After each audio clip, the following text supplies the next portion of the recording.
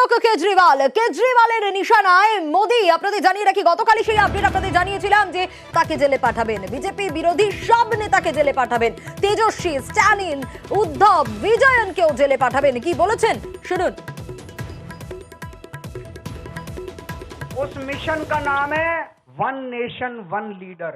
देश के सारे नेताओं को खत्म करना चाहते हैं मोदी जी, और इसको दो स्तर के ऊपर इस मिशन को चला रहे हैं। जितने विपक्ष के नेता हैं उनको जेल भेजेंगे, और जितने बीजेपी के नेता हैं उनको सबको निपटा देंगे, उनकी राजनीति खत्म करते जाएंगे। विपक्ष के अंदर आज इन्होंने मनीष सिसोदिया को जेल भेज दिया, संजय सिंह को जेल भेज दिया, सत्येंद्र जैन को जेल भेज दिया, केजरीवाल को जेल भेज दिया, हेमंत सोरेन को जेल भेज दिया, ममता दीदी के कई मंत्रियों को जेल भेज दिया, स्टैलिन के कई मंत्रियों को जेल भेज दिया, केरला के सीएम के पीछे पड़े हैं। अगर ये चुनाव जीत गए, थोड़े दिन के बाद ममता दीदी जेल में होंगी, तेजस्वी यादव जेल में होगा, स्टैलिन साहब जेल के अंदर होंगे, पिनरई विजयन जेल के अंदर होंगे, उद्धव ठाकरे जेल के अंदर होंगे, जितने विपक्ष के नेता ये सारे जेल के अंदर होंगे। কেজরিওয়ালের বক্তব্য আপনারা শুনলেন। জেল থেকে বেরিয়ে একেবারে বিস্ফোরক কেজরিওয়াল বলছেন মোদি যদি জিতে যান তাহলে মমতাকেও জেলে পাঠাবেন, বিজেপি বিরোধী সব নেতাদেরকে জেলে পাঠাবেন, তেজস্বী, স্ট্যালিন, উদ্ধব, বিজয়নকেও জেলে পাঠাবেন। শুধু তাই নয়, এরই পাশাপাশি কেজরিওয়াল বলছেন যে বিরোধী নেতাদের শেষ করতে চান নরেন্দ্র মোদি। মোদি চান এক দেশ এক নেতা। কি বলেছেন কেজরিওয়াল আরো একবার শোনাবো। उस मिशन का नाम है वन नेशन वन लीडर। देश के सारे नेताओं को खत्म करना चाहते हैं मोदी जी, और इसको दो स्तर के ऊपर इस मिशन को चला रहे हैं। जितने विपक्ष के नेता हैं उनको जेल भेजेंगे, और जितने बीजेपी के नेता हैं उनको सबको निपटा देंगे, उनकी राजनीति खत्म करते जाएंगे। विपक्ष के अंदर आज इन्होंने मनीष सिसोदिया को जेल भेज दिया, संजय सिंह को जेल भेज दिया, सत्येंद्र जैन को जेल भेज दिया, केजरीवाल को जेल भेज दिया, हेमंत सोरेन को जेल भेज दिया, ममता दीदी के कई मंत्रियों को जेल भेज दिया, स्टैलिन के कई मंत्रियों को जेल भेज दिया, केरला के सीएम के पीछे पड़े हैं। अगर ये चुनाव जीत गए, थोड़े दिन के बाद ममता दीदी जेल में होंगी, तेजस्वी यादव जेल में होगा, स्टैलिन साहब जेल के अंदर होंगे, पिनरई विजयन जेल के अंदर होंगे, उद्धव ठाकरे जेल के अंदर होंगे, जितने विपक्ष के नेता ये सारे जेल के अंदर होंगे। তৃণমূল মুখপাত্র শান্তনু সেন রয়েছেন আমাদের সঙ্গে টেলিফোনে। কেজরিওয়ালের এই মন্তব্য, জেল থেকে বেরিয়ে একেবারে বিস্ফোরক তিনি। মোদি জিতলে মমতাকে জেলে পাঠাবেন, বিরোধী সব নেতাকে জেলে পাঠাবেন, বিরোধী নেতাদের শেষ করতে চান নরেন্দ্র মোদি।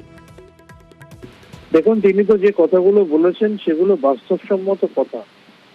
যেভাবে এই বছরের শুরুতেই হেমন্ত সোরেন, ঝাড়খণ্ডের সদ্য প্রাক্তন মুখ্যমন্ত্রী, তাকে জেলে পাঠানো হলো, যেভাবে লিকার স্ক্যামে কেজরিওয়ালকে নির্বাচন কমিশনের আচরণবিধি শুরু হওয়ার পরে তাকে জেলে পাঠানো হলো, যদিও সে লিকার স্ক্যামের সব থেকে বড় বেনিফিশিয়ারি রাজনৈতিক দলের নাম ভারতীয় জনতা পার্টি, যারা 60 কোটি টাকা তাদের থেকে সেই কোম্পানির থেকে ডোনেশন নিয়েছে এবং 5 কোটি টাকা ইলেকটোরাল বন্ড থেকে তুলেছে।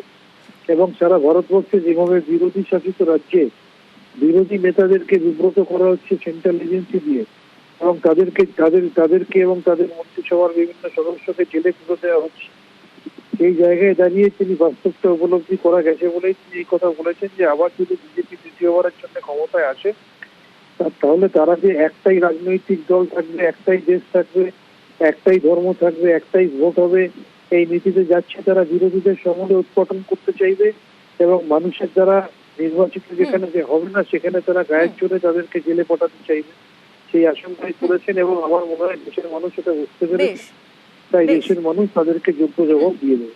বেশ, আমাদের সঙ্গে ছিলেন তৃণমূল মুখপাত্র শান্তনু সেন। বিজেপি সাংসদ শ্রমিক ভট্টাচার্য রয়েছেন আমাদের সঙ্গে। বিরোধী নেতাদের শেষ করতে চান নরেন্দ্র মোদি। এবার মোদি জিতে গেলে মমতাকে জেলে পাঠাবেন, বিজেপি বিরোধী সব নেতাদের জেলে পাঠাবেন। যারা দুর্নীতি করবেন তারা জেলে যাবেন। আমি এইমাত্র শান্তনু সেনের বক্তব্য শুনলাম। কোথায় এটা আছে যে নির্বাচন বিধি শুরু হয়ে যাবার পরে চুরি করা যায়, ডাকাতি করা যায়, খুন করা যায়, তার বিরুদ্ধে কোনো ব্যবস্থা নেওয়া যাবে না? যে বিরোধী নেতাদের কথা বলছেন সোনিয়া গান্ধী এবং রাহুল গান্ধী, তারা আছেন বেলে। মামলা করেছিলেন কারা? কংগ্রেসীরা। লালু প্রসাদ যাদব বেলে। কোন সরকার ছিল কেন্দ্রে? ইউপিএর সরকার। জয়ললিতা গ্রেপ্তার হয়েছিলেন মুখ্যমন্ত্রী, কে ছিলেন সেই সময়? কোন সরকার ছিল কেন্দ্রে? হিসাব করে দেখুন। করুণানিধিকে স্ত্রীর সঙ্গে শুয়েছিলেন বিছানায়, লুঙ্গি পড়া অবস্থায় তুলে নিয়ে চলে যাওয়া হয়েছিল, কোন সরকার করেছিল? আজকে এই দুর্নীতির অভিযোগ কারা এনেছিলেন? আজকে যাদের সঙ্গে জোট করেছেন, একসঙ্গে হাত ধরাধরি করে দিল্লিতে হাঁটছেন।